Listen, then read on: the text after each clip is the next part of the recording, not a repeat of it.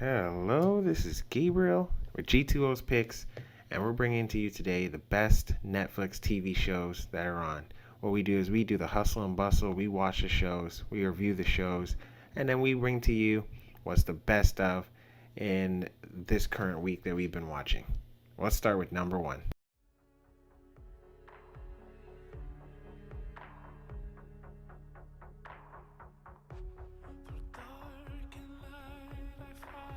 Alright, so first thing we have on the docket for today is Broadchurch. Creator Chris, I don't even know how to say this guy's last name. Chinabo? Yeah, that's my best choice of that one. This show, it's very intensely emotional, like mystery crime. And over the course of the show's first season, it's really tense. Like you're like, man, who did it? Who did it on this side? Who did it on that side? You have no clue who did it. But at the end of the pilot, like if you're not crying, there is something wrong with you. Okay? Basically, this story centers around a young boy being found dead in the cliffs below his sleepy United Kingdom town, a detective with a shady past, and something that's really bothering him and getting him on edge, comes in and takes over the case. There's very good performances, especially from Olivia Colman. They're tremendous, and the story really gives equal weight to the mystery and the emotional impact of the boy's death. Now, while the first season is hard to top because it works extremely well as a miniseries and it wraps up the case by the season's end, which doesn't always happen in American shows. The second season is very compelling for different reasons, and it's because we get into more of a David Tennant's, of Doctor Who stardom. We get into his more of his backstory and what's really bothering him throughout the first season. It's definitely well worth the watch if you're in the mood for a mystery with brains and hearts to spare.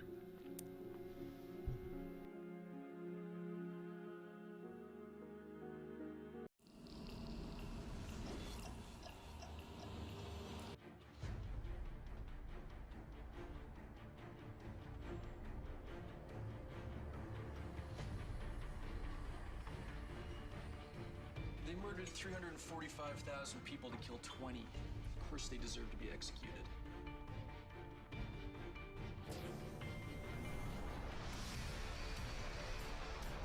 Central, this is Cameron. I need backup. CPS Officer Cameron. Respond when? I'm separated from my team. I need backup. This is an experimental encrypted frequency. How did you find this channel? Who is this? My name is Alec. Alec, what year is this? It's 2012. No, this is not 2012. What year are you from? 2077.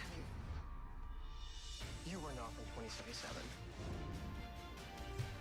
Hell yeah, she's from 2077. Nichelle Nichols stars in this gold mine of a sci-fi police procedural. And as you know, all sci-fi shows are not created equal. This is one of the best. It's a Canadian TV show, as you can already see in that trailer. Time traveling cop from 2077 comes back to grab some terrorists to 2012. She has no clue what's going on, and frankly, so does the audience. Has no clue what's going on for most of the series. It's great. It's one part police procedural, one part contemporary satire. The series enjoyed 4 seasons on Netflix. Well, they're all on Netflix, I should say. And, amazing. It's right up there with Orphan Black, Fringe, the Canceled Too Soon, Almost Human. If you're a fan of police procedurals with a sci-fi twist, Continuum should be at the top of your watch list. It's a show that has a solid grasp and execution of episodic narratives, but excels when reaching for more ambitious heights. Now, unfortunately, it feels like Continuum was kind of canceled before it achieved everything it was capable of. It had more story in it. You could feel it kind of being set up, and then they kind of just tied everything in at the end of the series. But, you know, Rochelle Nichols' dynamic kick-ass performance makes this one a kick-ass hidden gem. Definitely check it out.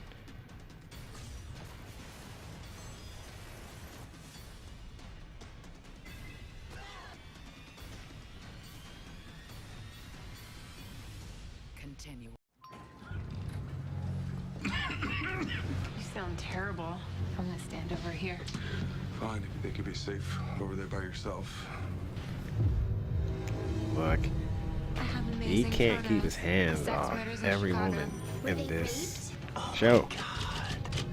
And Mad Men Everything's going to be unfamiliar for is both one you. of the best shows And who knows to ever what he's air seen, on who knows what television. he's done. And it wrapped up with a near perfect season finale, which makes this a much And you're watch. married to me now. You don't have to worry And about me. it just makes this show all the sweeter that it wrapped up so perfectly. Now, while creator Matt Weiner was certainly dealing with serialized storytelling, he took a cue from his prior employment on The Sopranos, which I will be talking about in a future installment of G2O. Don't argue. You know, by tackling much of Mad Men's episodes like short novels. Are you okay? No, characters even know king how in Mad tired Men, you are. and sometimes it means we don't necessarily focus on all the characters in a given episode. And Weiner's fondness for time jumps, not only between seasons, but also between episodes, allowed for the full thematic weight of each installment to sink in, untethered from connecting dots from event to event, from event to event. Mad Men features some of the best performances in history, and you know, despite the lack of acclaim from the Emmys in that department, it did tie West Wing, which is also one of the best shows ever, for best drama wins in a row with 4. You know, standout episodes are way too numerous to list, so I'm not going to. But if you're putting off watching this classic, stop. It's right there, waiting for you on Netflix, and you won't be disappointed. You really know women. I've never heard that before.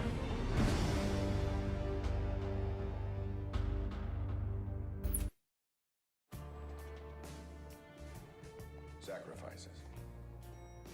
On the rise to the top, I've made too many to count. Friends, colleagues, family. Still, sacrifices are easy when you're holding the knife.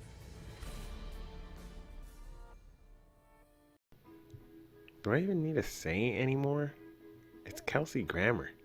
Hot dang. It's gonna be awesome. However, if you do need a little more, you know, thought put into it, even though he only directed a handful of episodes, David Fincher's ambitious vision and sense of style helps to give the high-stakes Shakespearean political melodrama a gloomy gloss to match the insidious tale of manipulation and the power of imagery that is House of Cards. You know, the interior and exterior worlds that has come to be the recognizable trademark of Gus Van Sant gives Boss about a corrupt Chicago mayor who is diagnosed with a fatal neurological disorder, a seductively off-kilter visual just craziness. Now, even though Van Sant only directed the pilot episode, but the way he makes the events in the life of Mayor Tom Kane, Kelsey Grammer, as he grapples with oblivion is key to the show's intoxicating pace and beautifully sketched characters.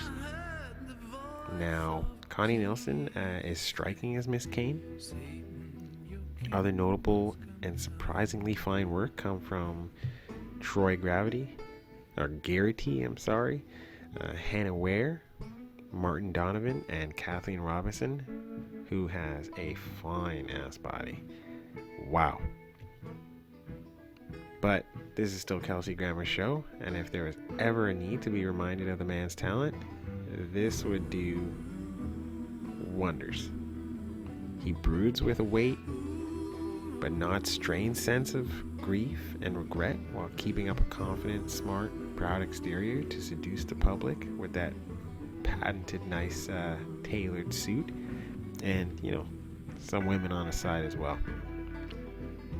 When he does let the beast out of the cage, it summons a rattling physical anger that speaks frighteningly of unyielding, crippling force that is a political control and influence. If you haven't seen this one, you better go see it.